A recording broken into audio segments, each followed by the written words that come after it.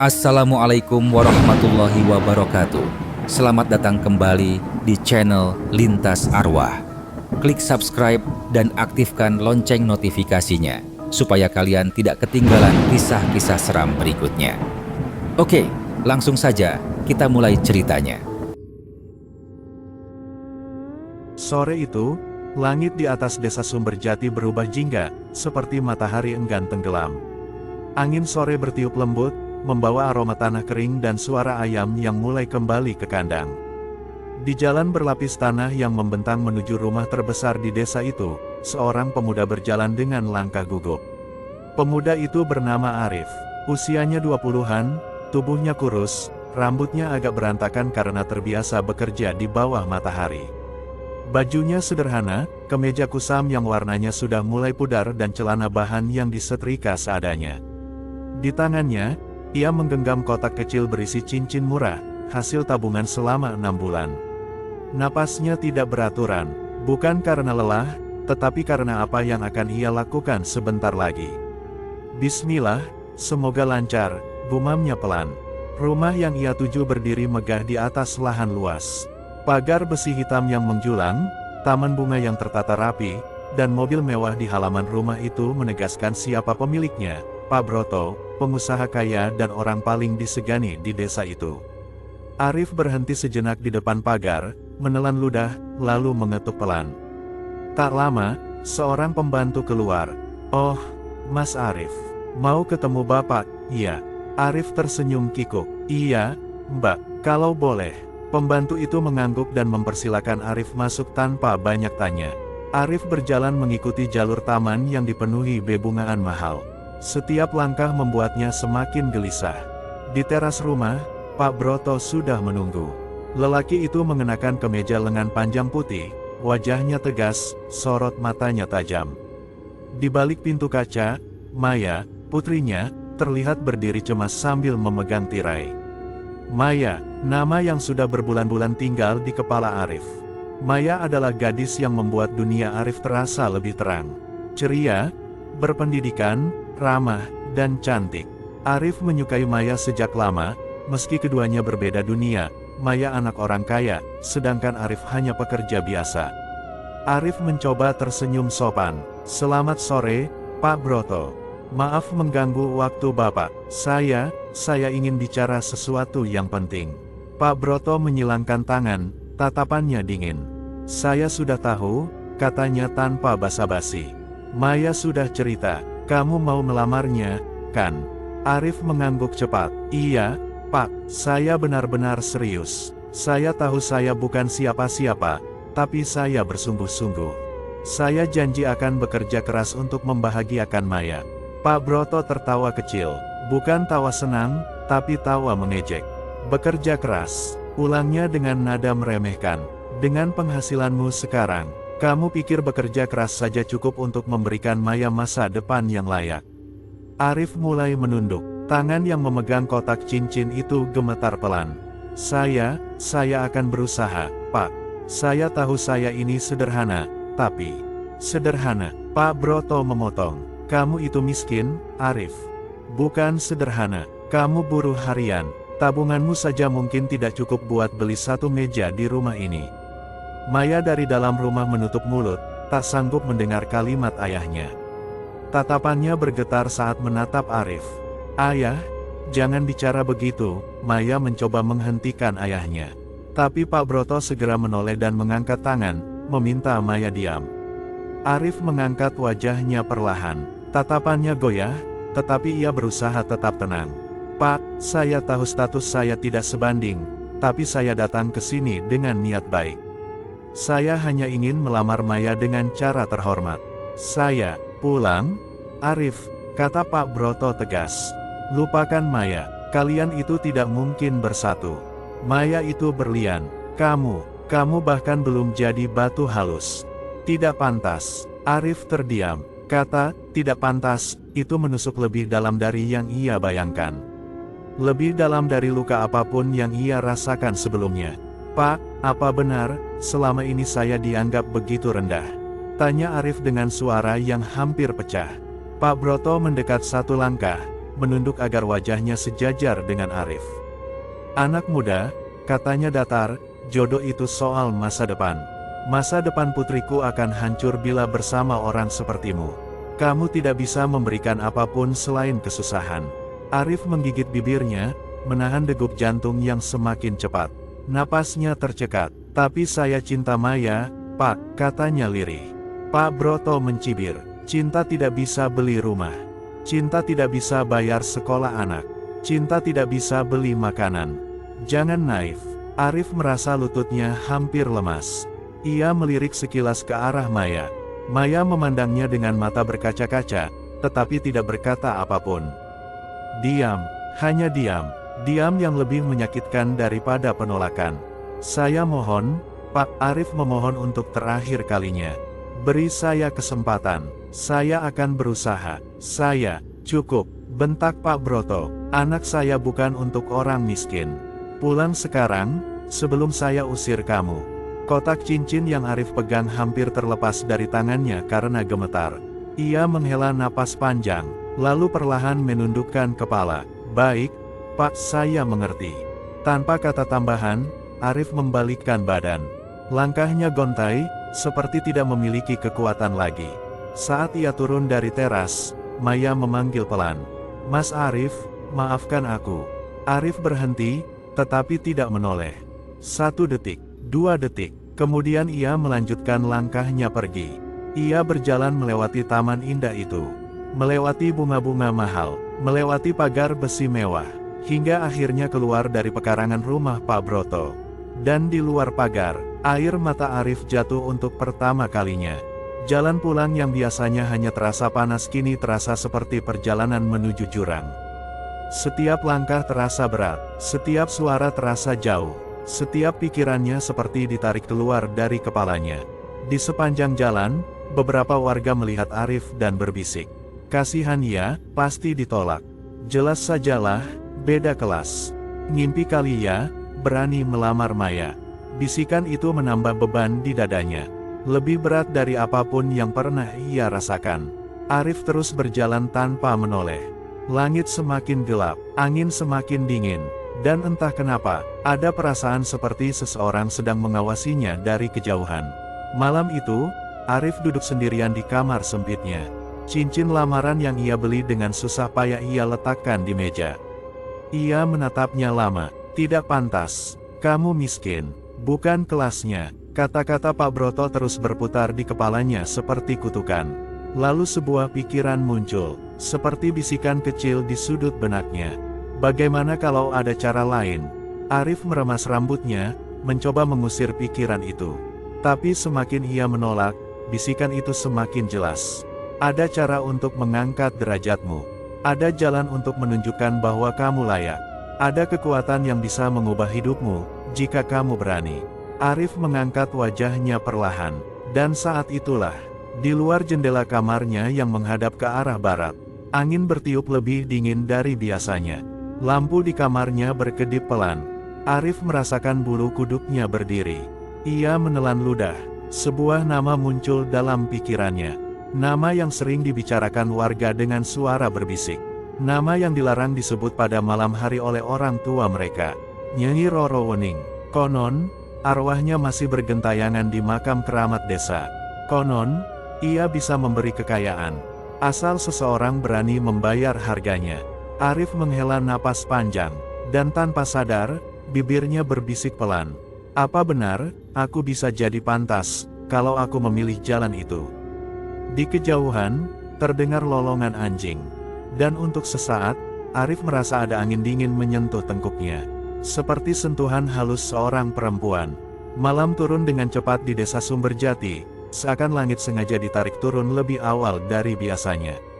Angin malam mengalir pelan namun dinginnya menusuk, seperti menyelimuti seluruh permukaan desa dengan hawa yang tidak biasa. Lampu-lampu rumah warga menyala satu persatu, tapi tidak cukup untuk mengusir kegelapan yang menelan seluruh sudut desa. Di salah satu rumah yang paling sederhana, Arif duduk di tepi ranjangnya. Kamar kecil itu ditemani satu lampu bohlam tua yang menggantung, berayun pelan ditiup angin dari lubang ventilasi. Cahaya kuningnya samar, seolah menolak menerangi seluruh ruangan. Arif menatap cincin murah yang tergeletak di atas meja.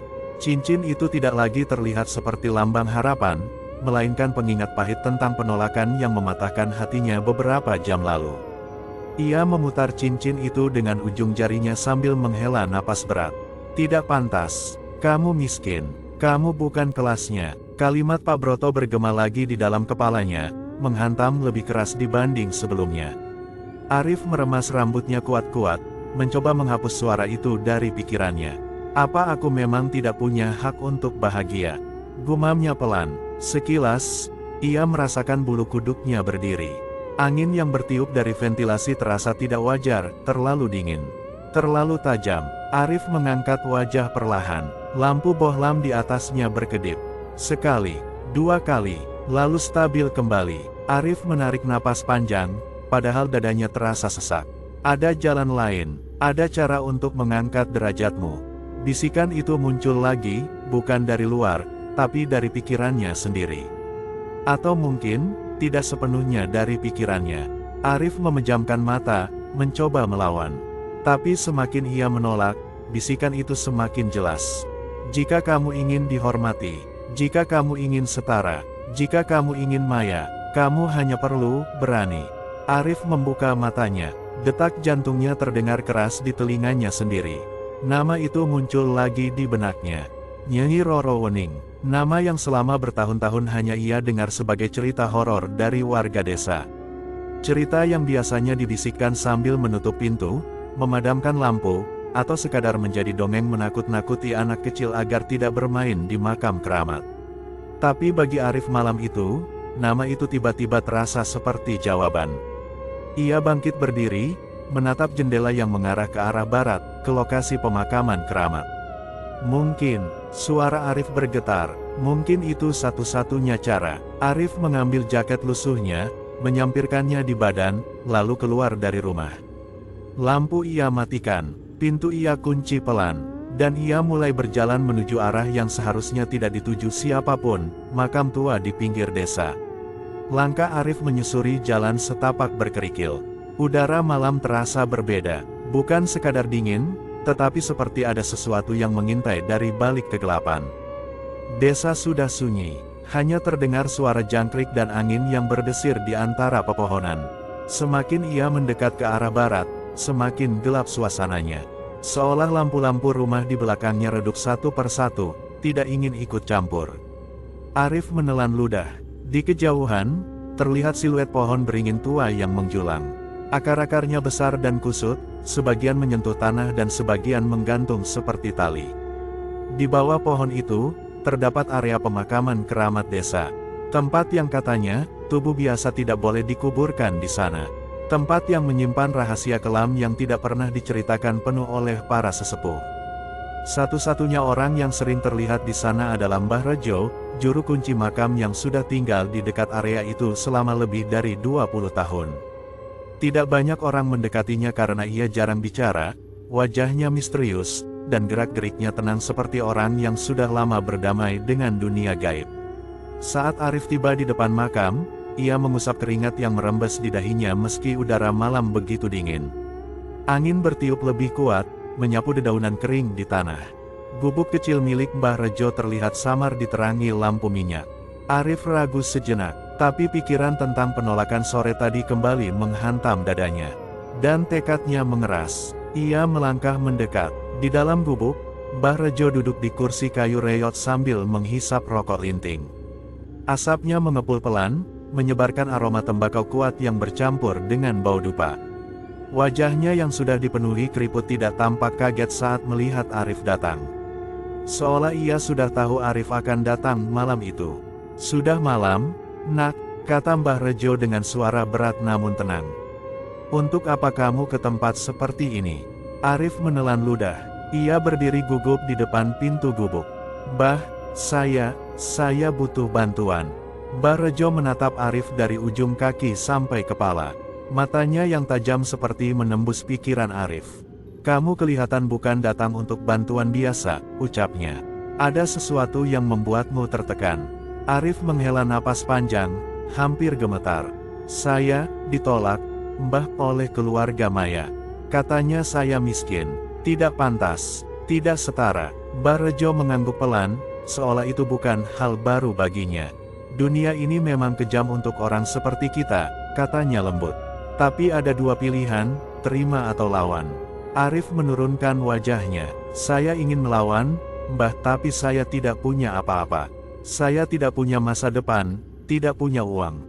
Saya hanya ingin membuktikan kalau saya juga manusia. Mbah Rejo mengisap rokoknya dalam-dalam, lalu menghembuskan asap ke udara. Apa kamu yakin ingin membuktikan? Atau kamu ingin balas dendam? Arif tertegun. Entahlah, Mbah. Suara Arif lirih. Saya hanya ingin layak. Hening sejenak. Angin masuk ke dalam gubuk melalui celah dinding, membuat lampu minyak berkedip kecil. Mbah Rejo akhirnya berdiri, berjalan keluar gubuk, lalu berhenti di samping Arif. Kalau kamu ingin jalan pintas, ada satu cara, katanya perlahan. Arif menahan napas. Tapi jalan itu bukan jalan untuk orang penakut. Jalan itu menuntut harga. Mbah Rejo berjalan menuju makam terbesar di sudut area. Arif mengikutinya pelan. Makam itu tua, retakan di batu nisannya terlihat jelas meski cahaya minim. Di nisan itu tertulis samar, Nyi Roro Wening. Tahun kelahiran dan kematiannya sudah tidak terbaca. Legenda mengatakan, jasadnya tidak diterima bumi karena ilmu hitamnya. Mbah Rejo menyentuh nisan itu dengan ujung jarinya. Disinilah arwah itu berdiam, katanya. Arwah yang haus akan perhatian. Arwah yang bisa memberikan kekayaan dan pengaruh. Asal seseorang berani melakukan perjanjian. Arif merasakan tengkuknya dingin, tapi ia tidak mundur. Perjanjian, apa, Mbah? Mbah Rejo memandang Arif lama sebelum menjawab. Kamu harus bersedia menjadi pasangan gaibnya. Menjadi milik arwahnya. Sebagai imbalan, kamu akan mendapatkan apapun yang kamu mau, kekayaan, keberuntungan, dihormati orang-orang yang dulu meremehkanmu. Arif menelan ludah keras-keras. Lalu, harga yang harus dibayar. Mbah Rejo menghela napas panjang. Jiwa, nak, begitu kamu mengambil berkahnya, dia akan menuntut tumbal jiwa. Bukan hanya sekali, setiap kali kamu naik, akan ada harga. Arif terdiam lama, suaranya ketika kembali berbicara terdengar sangat pelan. Maya akan menerima saya kalau saya sukses, kalau saya kuat, kalau saya punya masa depan. Ia mengepalkan tangannya. Mbah, saya siap. Saat kata itu terucap, angin mendadak berembus lebih dingin. Daun-daun beterbangan. Dari kejauhan terdengar suara perempuan, halus, mengalun, seperti menggumamkan namanya. Arif. Arif menoleh cepat ke segala arah. Tidak ada siapa-siapa. Jantungnya berdegup keras. Mbah, suara apa itu? Mbah Rejo hanya tersenyum tipis, senyum yang tidak pernah membuat siapapun merasa aman. Itu tanda, katanya pelan. Nyi Roro sudah menunggu. Arif menatap makam itu. Detik itu, hatinya tidak lagi setengah-setengah. Ia sudah memilih, dan pilihan itu akan mengubah seluruh hidupnya. Pagi itu, matahari bersinar cerah di desa Sumberjati, tapi hawa aneh terasa menggantung di udara. Sejak semalam, beberapa warga mengaku mendengar suara-suara aneh dari arah makam keramat. Namun seperti biasa, mereka menganggapnya angin malam atau halusinasi belaka. Tidak ada yang tahu bahwa malam itu, seorang pemuda bernama Arif telah membuat keputusan yang akan mengubah hidupnya, dan kehidupan desa selamanya. 3 bulan berlalu sejak Arif melakukan perjanjian gaib di bawah pohon beringin. Perubahan terjadi begitu cepat sampai banyak orang tidak sempat mempertanyakan asal-usulnya. Toko bangunan kecil milik Arif kini berubah menjadi toko besar dengan rak-rak penuh barang, truk pasir keluar masuk, dan pekerja baru yang sibuk menurunkan material. Di depan toko, papan nama baru dipasang dengan huruf besar. Toko bangunan Arif Jaya. Arif sendiri berdiri di depan kantor kecilnya, memakai kemeja bagus dan celana rapi, jauh berbeda dari dirinya yang dulu. Namun, ada sesuatu di matanya. Sesuatu yang tidak pernah ada sebelumnya. Kedinginan, kesombongan, dan sedikit kekosongan. Salah satu pegawainya, Denny, datang membawa nota ke arahnya. Mas Arif, ini pesanan baru dari Pak Darmo, kata Denny. Mereka mau ambil 10 sak semen dan keramik 3 dus. Sudah saya catat. Arif melihat nota itu sekilas. Tatapannya datar. Harga naik 1,5 kali lipat, katanya tenang. Denny terperanjat. Hah, tapi mas, Pak Darmo itu pelanggan lama. Biasanya harganya. Denny, Arif menatapnya tajam. Kamu kerja sama saya, atau kamu kerja sama dia? Denny langsung menunduk, takut. Maaf, mas. Baik, saya naikkan. Arif mengangguk kecil, seolah itu hal yang sangat sepele. Lalu ia masuk ke kantor. Ketika punggungnya menghilang di balik pintu kaca, Denny mengusap wajahnya. Mas Arif sekarang beda banget, gumamnya. Tanpa disadari, di kaca kantor refleksi Arif tampak memiliki bayangan lain di belakangnya, bayangan rambut panjang bergerak pelan. Siang itu, mobil hitam mengkilap berhenti di depan toko. Dari dalam, turun Pak Broto dengan langkah ragu. Para pekerja menunduk hormat ketika melihatnya, bukan karena menghormati Pak Broto, tapi karena Arif berdiri di pintu. Pak Broto menarik napas panjang sebelum berjalan ke arah Arif. Arif, ujarnya, mencoba terdengar ramah. Lama tidak bertemu. Wah, tokonya besar sekali sekarang. Benar-benar berkembang ya. Arif tersenyum tipis. Senyuman dingin. Alhamdulillah, Pak, jawabnya datar. Rezeki memang datang pada waktunya. Pak Broto tersenyum kaku. Iya, benar itu. Ia terbatuk kecil sebelum melanjutkan. Arif, soal pembicaraan kita dulu. Saya sudah bicara dengan Maya. Dia bersedia menerima lamaranmu. Arif mendekat, jaraknya cukup dekat untuk membuat Pak Broto tak nyaman. Padahal dulu Bapak bilang saya tidak pantas, ucap Arif lirih namun tajam. Pak Broto tersenyum kikuk. Ya, dulu saya belum lihat potensi kamu. Potensi? Arif mengangkat satu alis. Atau uang? Pak Broto terdiam. Wajahnya memerah sedikit. Arif tertawa kecil. Bapak tidak perlu malu. Semua orang akan berubah kalau melihat uang. Untuk beberapa detik, keduanya saling menatap tanpa bicara. Dan pada momen itu, angin dingin berhembus melewati tubuh Arif. Seolah ada sesuatu yang menyentuh bahunya. Arif sedikit tersenyum, tanpa sebab yang jelas. Baik, Pak Broto, katanya kemudian. Kita bicarakan tanggalnya. Maya akan jadi istri saya. Perkataan itu membuat Pak Broto semakin gugup. Wajahnya tampak seperti memikirkan sesuatu yang tidak bisa ia ungkapkan. Namun ia hanya mengangguk dan pamit pulang. Saat mobilnya melaju pergi, tirai kantor Arif bergerak sendiri, padahal tidak ada angin. Sementara itu, di rumah Pak Broto, Maya duduk di kamar sendirian. Ia menatap jendela yang menghadap ke halaman depan. Meski siang belum habis, hawa di kamarnya terasa aneh. Maya memegang foto lama dirinya bersama Arif saat sekolah dasar. Ia selalu menganggap Arif baik, jujur, pekerja keras. Tapi kini, ada sesuatu yang berbeda dari pemuda itu. Sikapnya, tatapannya, Maya menggigit bibirnya. Entah kenapa aku merasa takut. Maya merapikan rambutnya dan mendekat ke cermin untuk memperbaiki riasan. Ia menatap pantulan wajahnya, lalu ia berhenti mendadak. Pantulan di cermin, tersenyum. Padahal Maya tidak. Wajah Maya langsung memucat. Ia mundur satu langkah. Apa ini? Tiba-tiba terdengar suara ketukan pelan di jendela. Suara kuku, bukan tangan. Maya memegang dadanya, napasnya tersengal. Angin berembus dari celah jendela, membawa aroma tanah basah dan sesuatu yang busuk seperti bunga kematian. Ketukan berhenti, keheningan menggantung. Maya mencoba memberanikan diri mendekat. Saat ia membuka tirai, tidak ada siapapun. Namun ketika ia berbalik ke arah cermin, sosok wanita berambut panjang, pucat, dengan mata merah samar, berdiri tepat di belakangnya di dalam pantulan cermin. Maya menjerit keras. Wanita itu tersenyum lebar, lebih lebar daripada manusia normal. Darah mengalir dari ujung bibirnya. Rambutnya jatuh ke bahu Maya dalam pantulan, meski di dunia nyata tidak ada apa-apa. Wanita itu mengangkat tangannya dan berbisik. Dia milikku. Maya berbalik cepat. Tidak ada siapa-siapa. Namun cermin retak di bagian bawah, seolah sesuatu menekan dari dalam. Ketukan di jendela terdengar lagi, lebih keras kali ini. Maya panik, menangis, dan berlari keluar kamar. Malam itu, Maya duduk di ruang tamu dengan wajah pucat dan mata sembab. Pak Broto duduk di sampingnya, mencoba menenangkan putrinya. "Maya, tenang. Mungkin kamu terlalu lelah," kata Pak Broto sambil memegang tangan Maya. "Ayah, aku lihat perempuan itu." Maya terisak.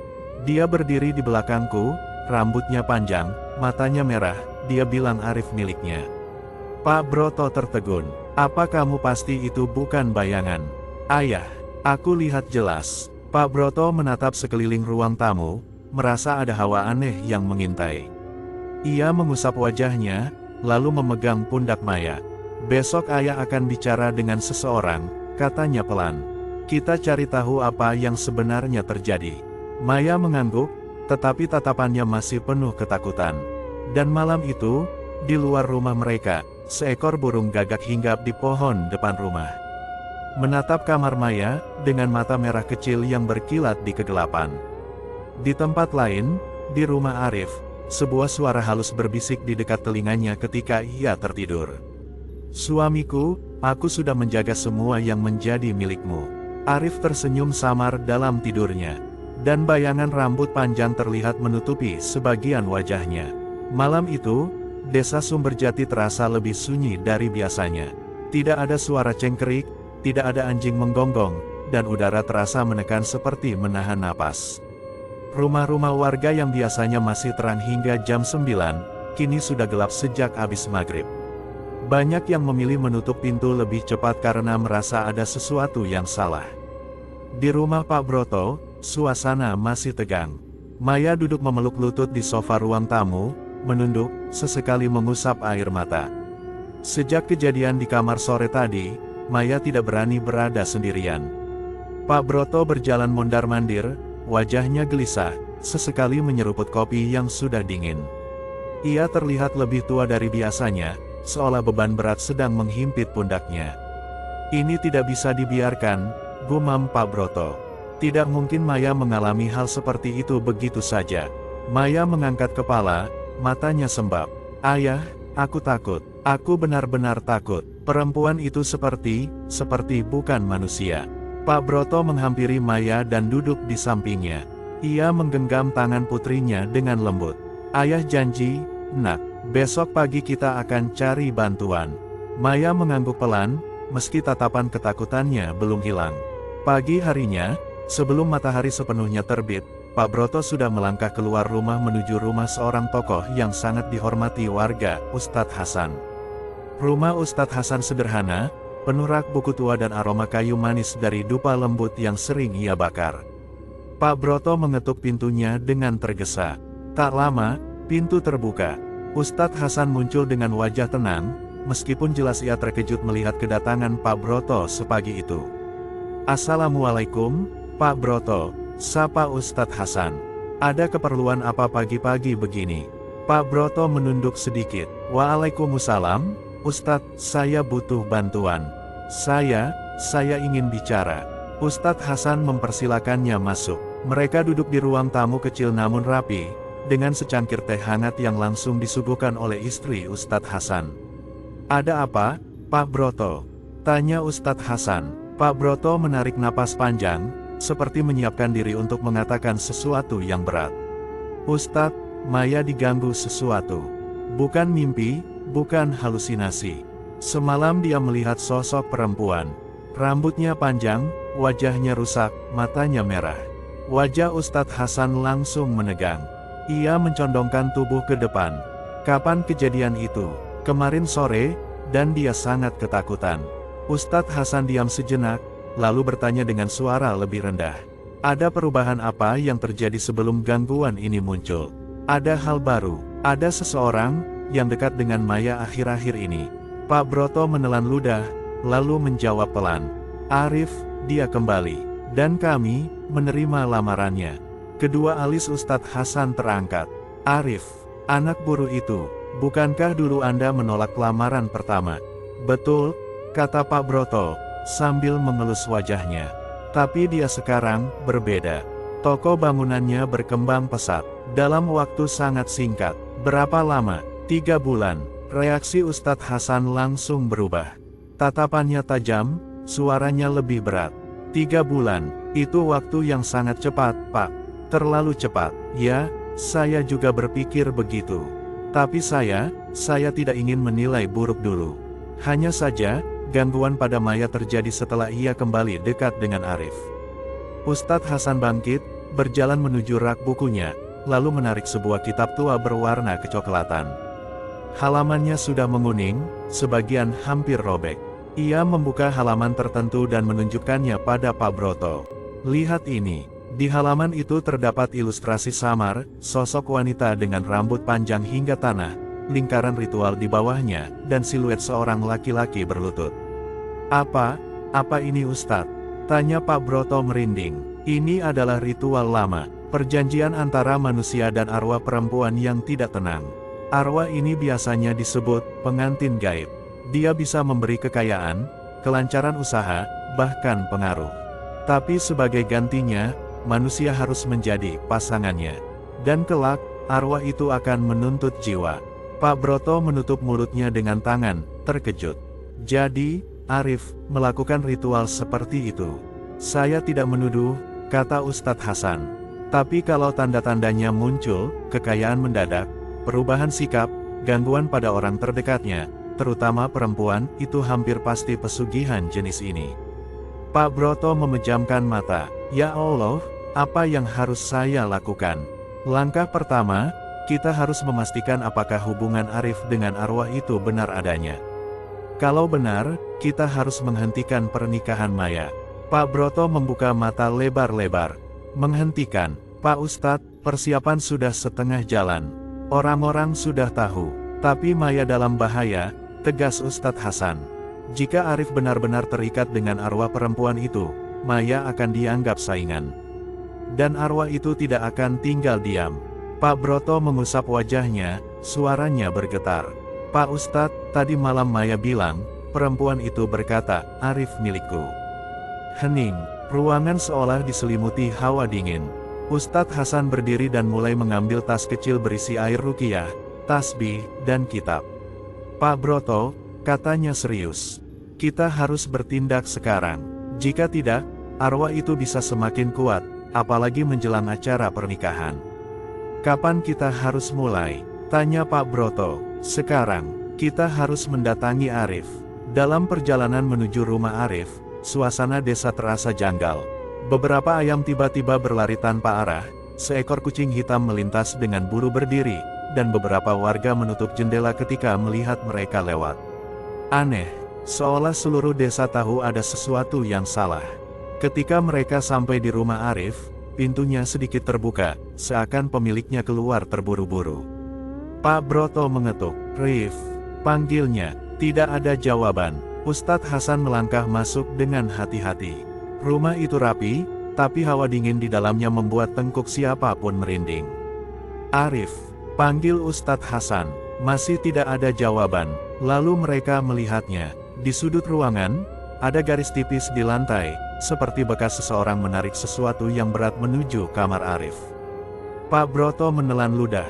Apa itu? Ustadz Hasan mengikuti bekas itu hingga ke depan kamar.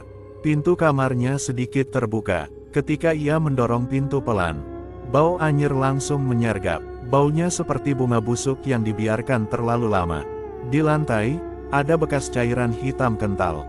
Tidak banyak, namun cukup untuk membuat Ustadz Hasan tahu bahwa itu bukan cairan biasa. Astagfirullah, gumamnya. Pak Broto menutup hidung dan mundur. Apa itu darah? Bukan, jawab Ustadz Hasan lirih. Ini tanda kehadiran arwah yang tidak damai. Tiba-tiba, angin bertiup dari arah jendela kamar Arif, padahal jendelanya tertutup rapat. Korden bergerak sendiri, kemudian terdengar suara halus. Halus sekali. Seperti bisikan seorang perempuan di balik telinga. Dia akan menjadi milikku, selamanya. Pak Broto membeku. Ustadz Hasan memejamkan mata dan membaca doa pelan.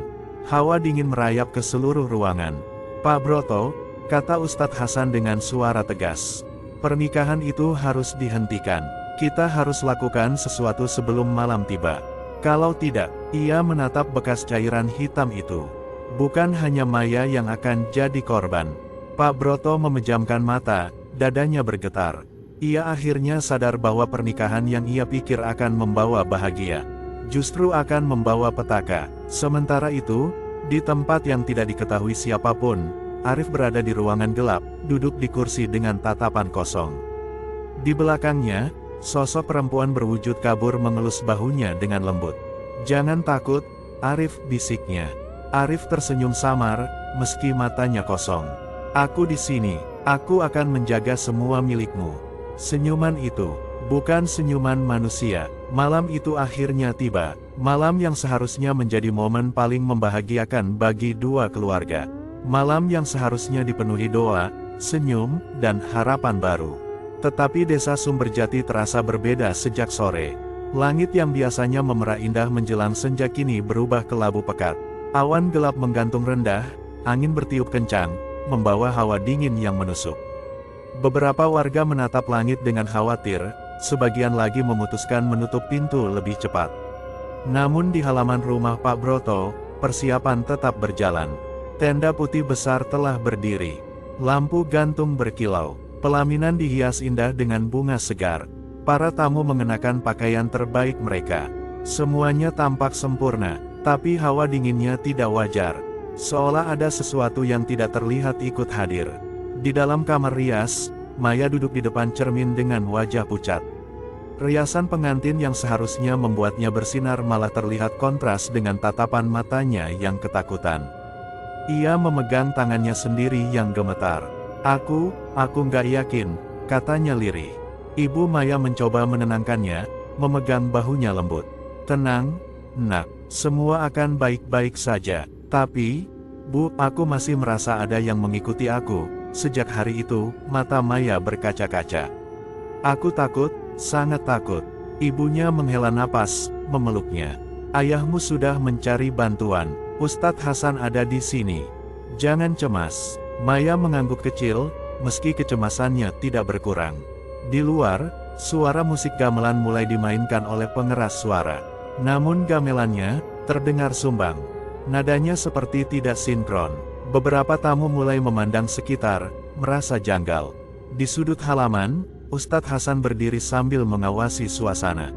Wajahnya serius, matanya tidak lepas dari setiap detail. Ia memegang tas kecil berisi kitab dan air ruqyah. Pak Broto menghampirinya. "Pak Ustadz, apa kita benar-benar aman?" tanya Pak Broto dengan suara bergetar. "Tidak," jawab Ustadz Hasan jujur. "Arwah itu ada di sekitar sini. Saya bisa merasakannya. Kita hanya bisa berusaha menahan sekuat mungkin." Pak Broto menelan ludah.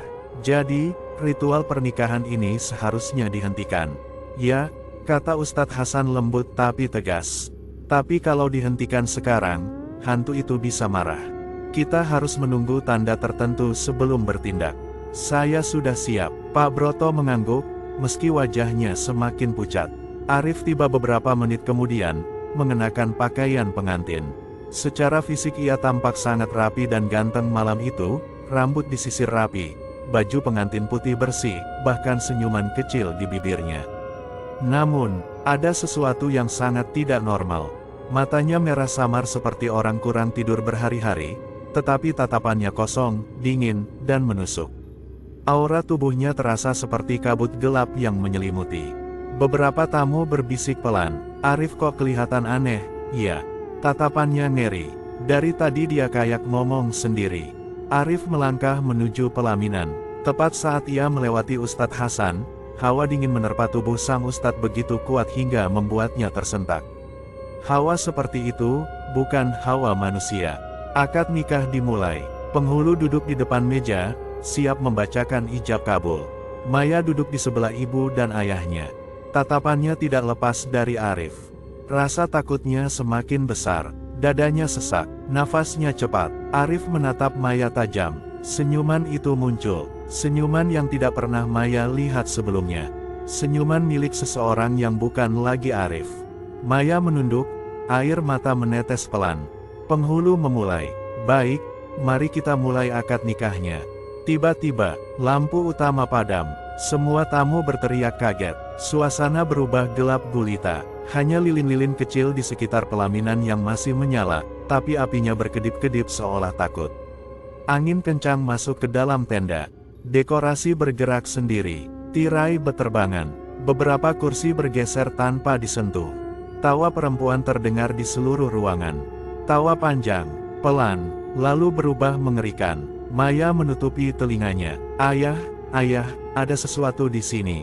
Pak Broto langsung memeluk Maya erat. Tenang, nak, ayah di sini. Cahaya merah samar muncul dari sudut tenda. Semakin besar, semakin terang, semakin dekat. Lalu, sosok itu muncul. Nyai Roro. Ia melayang di udara, tubuhnya membungkuk aneh.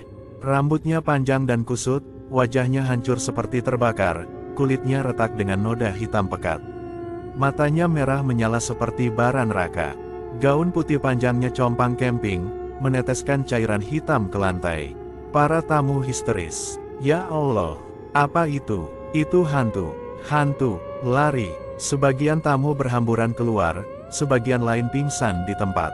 Nyai Roro menatap Arif, lalu ia mengeluarkan suara menggelegar. Arif, kau berjanji padaku, kau milikku, bukan dia. Ia menunjuk Maya dengan jari kurus bercakar. Maya menjerit keras. Arif menutup telinganya, berteriak kesakitan. Pergi, jangan ganggu aku sudah bayar semuanya. Nyai Roro tertawa keras, wajahnya semakin mendekat. Belum, jiwa suamiku, belum kubayar. Ia mengangkat tangannya, energi hitam pekat meledak dari telapak tangannya menuju Maya. Mas Arif, teriak Maya. Arif spontan melompat ke depan Maya, energi hitam itu menghantam dadanya. Tubuh Arif terpental membentur meja akad. Suara hantamannya membuat semua tamu membeku. Arif mengerang, tubuhnya kejang-kejang. Kulitnya menghitam di bagian yang terkena energi itu. Maya menangis keras, berlari memegang tubuh Arif. Mas Arif, bangun, jangan tinggalin aku. Arif membuka matanya pelan, nafasnya berat. Maya, bisiknya, maaf, aku salah, aku cuma ingin pantas buat kamu. Air mata Maya mengalir semakin deras. Kenapa Mas lakukan ini? Kenapa memilih jalan seperti itu? Kenapa tidak cerita ke aku? Arif menatap Maya untuk terakhir kali.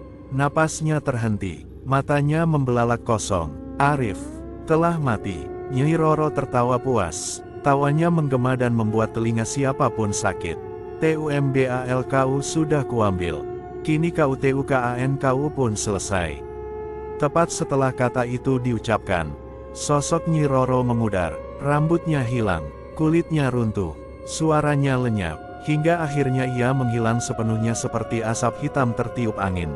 Dan pada detik yang sama, semua dekorasi mewah milik Arif hilang. Tenda berubah menjadi kain lusuh. Bunga-bunga segar berubah menjadi layu. Lampu kristal jatuh menjadi serpihan kaca. Kursi-kursi berubah menjadi kayu tua. Kekayaan Arif lenyap dalam sekejap. Semua tamu terdiam. Sebagian berbisik pelan. Ini pesugihan. Itu arwah pengantin gaib. Arif jadi tumbal. Ya Tuhan. Ustadz Hasan menutup mata Arif dengan sapu tangan putih. Semoga Allah mengampuni jalan keliru yang kamu pilih, nak, ucapnya pelan. Pak Broto memeluk Maya yang tak berhenti menangis. Desa Sumberjati tenggelam dalam keheningan mencekam. Tidak ada suara, tidak ada musik, tidak ada teriakan, hanya satu hal yang tersisa, ketakutan, dan penyesalan. Dan malam itu, semua orang sadar bahwa kekayaan yang datang dari jalan gelap selalu meminta bayaran yang lebih berat daripada apapun yang bisa diberikan manusia. Cinta yang lahir dari obsesi hanya berakhir pada kehancuran. Dan di desa Sumberjati, nama Arif menjadi cerita tentang peringatan. Tentang pemuda yang ingin diakui dunia, dan akhirnya mengorbankan jiwa demi cinta yang tidak pernah seharusnya ditempuh dengan cara setan. Selesai. Dan itulah kisah horor malam ini. Percaya atau tidak, semua kembali pada diri kita masing-masing. Sampai jumpa di cerita horor berikutnya. Wassalamualaikum warahmatullahi wabarakatuh.